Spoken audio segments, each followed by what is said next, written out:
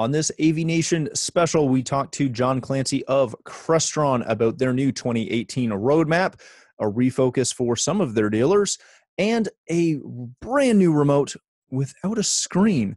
All this and more on this AVNation special. The network for the AV industry.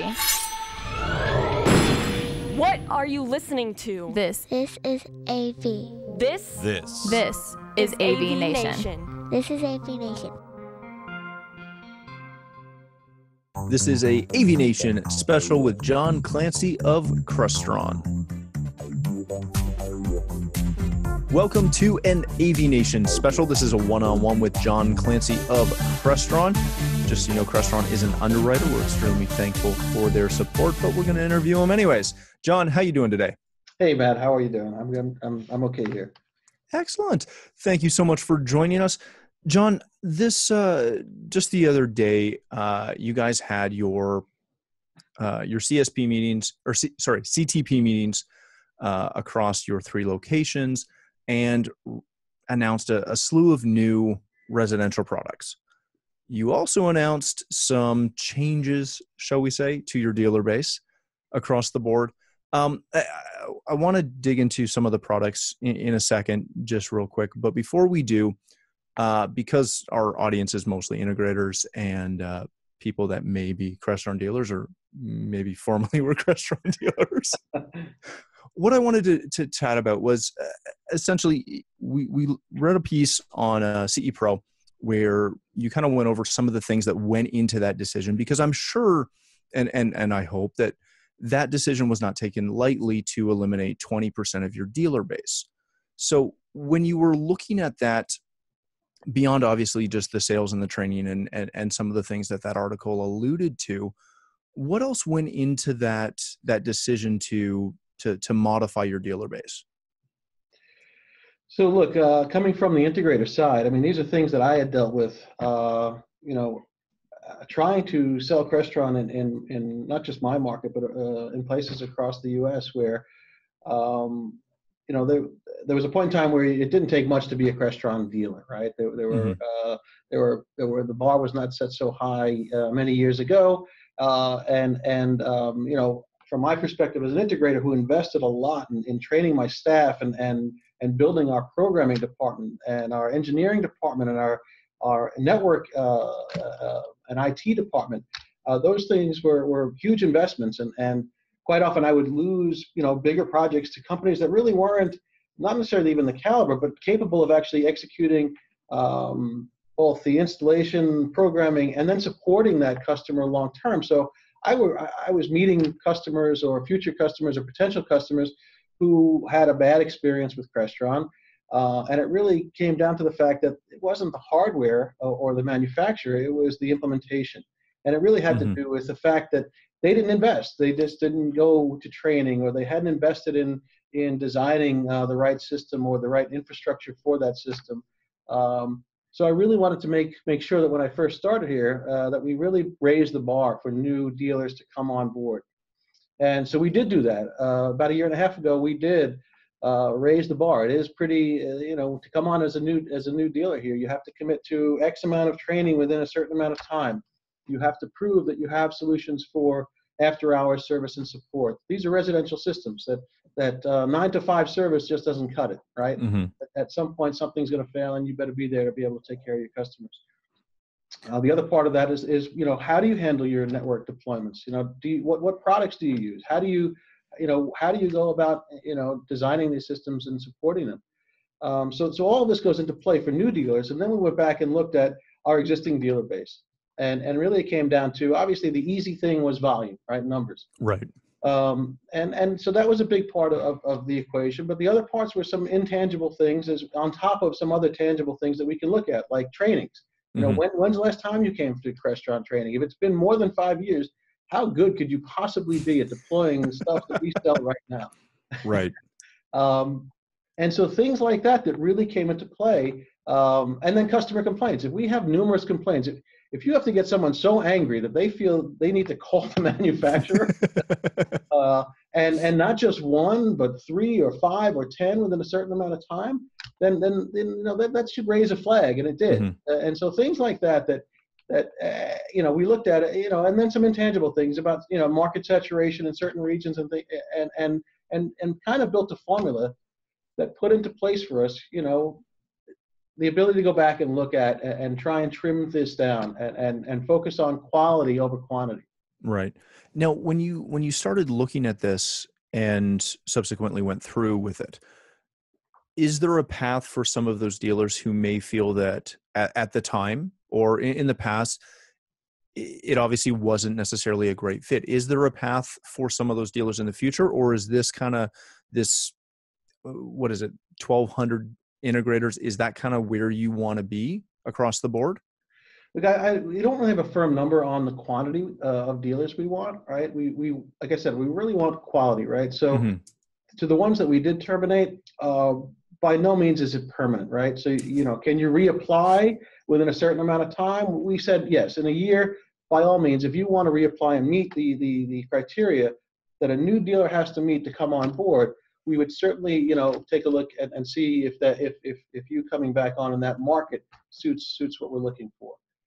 So absolutely, and honestly, we did also make some exceptions. There were some legitimate excuses why someone hadn't been to training, or they did have an employee on staff that we just hadn't tracked who had been to training, Right. Or there were some other mitigating circumstances that caused their numbers to dip for a period of years. But again, these were all things that were built into the formulas, and we did, like I said, make some exceptions to take a few people back. But for the most part, we are not saying no forever. It's just that we want to make sure that we're starting off in a new spot right now. Right. When you say starting off, and you were quoted in the article about your strongest partners who are repping the brand best with the best user experience. When I read into when I try to read into some of that speaks a lot to the ultra high end. Is that the market that, and obviously you just released a bunch of Ping products as well, but is there a really large divide in where you see the Crestron market share going forward with a limited dealer base? And, again, that focus on tons of training and all those things. Like, are we moving towards just Crestron for ultra high end? I would say that's a place where we best suit or best fit right now, right? Okay. That at that very high end, that where someone does want a customizable user interface, right? Where that end user has something in his 60,000 square foot house that some of our competitors may not be able to meet with their out-of-the-box solutions, right? And I think that's a place where Crestron stands unique in that ability to customize to the umpteenth degree, right? Marine, for instance, the yacht world, it's a place where we fit extraordinarily well because of that ability to make that user interface anything it has to be, both for the end user and for the technical staff on those boats, where you can give a very simple user interface for a guest, because these are essentially floating hotels, right? And then give the ultimate control back to an ETO or the person that's really manning the technical part of that ship. So in that space and into that realm of feeding or serving that top tier, absolutely. But as you mentioned, Ping, for instance, is a product line that was launched a few years ago, and it, I know it was confusing when it was launched, and even up till a few years ago, where it looks like it's something lesser, right? Yeah. Ping is essentially, it's one product. We make a Ping hub. It's a processor. Everything else is standard Crestron gear. All of our dimming modules and audio distribution and video distribution, not video yet, but that's coming, and we'll talk about that. But all of the environmental equipment that we make, from lighting to shading to HVAC controls and touchscreens, all of that exists on the Ping platform. It's just the goal was to simplify deployment and to deliver an expected result to the end user. So how do you relate those two things? Because on one hand, we're talking, luxury yachts with floating hotel concepts in them. and then we're talking Ping and like your new touch or non-touch screen remote at $400. Yeah. Because yes, I realize the whole thing is accessible, but those are vastly different markets. They are. And what the funny thing is even on that yacht where you might have that, multi-million-dollar Crestron system installed, many end users still prefer a button-only remote when watching television, right? Heck, I most of the time I prefer that remote. Look, I'm testing this thing right now, and I have this along with our touchscreen remote. And look, my reflex, even though I'm supposed to be testing both, is for convenience sake, I still go for the button-only remote because it's something that's just intuitive when you're watching television. To have to look down at a display and look up, I think something is removed there. Look, there's definitely a use case for it when you're interacting with other systems. But your point about, I guess that difference in where we're aimed right now, where we have products that stretch across all of these areas. There is a use case, right? Like I said, regarding the remote in even the the largest and wealthiest of homes, right, or most expensive homes, where this fits. But that being said, where I've struggled as an integrator, right, doing the very simple things with Crestron had been inordinately difficult at times, right? Right. And so the goal initially with Ping was to make the things that are common or should be common for most projects. Lighting control, HVAC, and motorized shades, or that environmental aspect of what Ping, does right now currently, doesn't really require that much customization, provided you can edit what those scenes are and what they do. You really aren't really going crazy when it comes to high levels of intricate customization when you want to lower the blinds or lower the temperature or turn your lights on and off. So that's where, Ping really, the goal was to be quick to deployment, right? Getting these in and out, because that's what our dealers really are looking for, to be in and out of these projects fast. And then, you can always tie those systems together to a custom program system and utilize the benefits of both.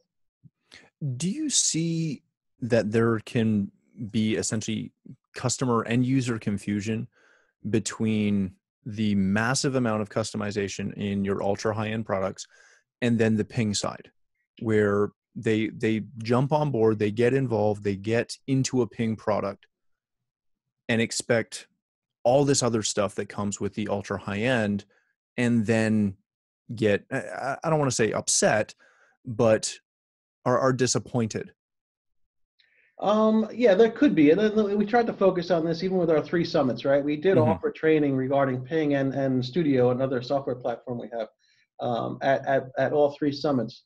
So there could be confusion there, but I guess the cool thing is that you could literally start off in Ping and say you do run into a brick wall where you need to do something. You can always exit out and then implement your customization on another side by just adding another control processor, and then link the 2 together. So it's really, and when we show that and teach that, the benefit of doing that is really, really cool, because you still have that ease of deployment. And if you really, really need to or want to, you can go to that high level customization. Very good. Let's kind of shift topics, sort of a little bit, kind of pull a thread. When we start looking at, for example, those new remotes, they hit, and someone brought this up earlier, that they kind of hit a demographic change and a demographic shift, where people who are used to living on their satellite box and their cable box, they love that hard button remote because they channel surf.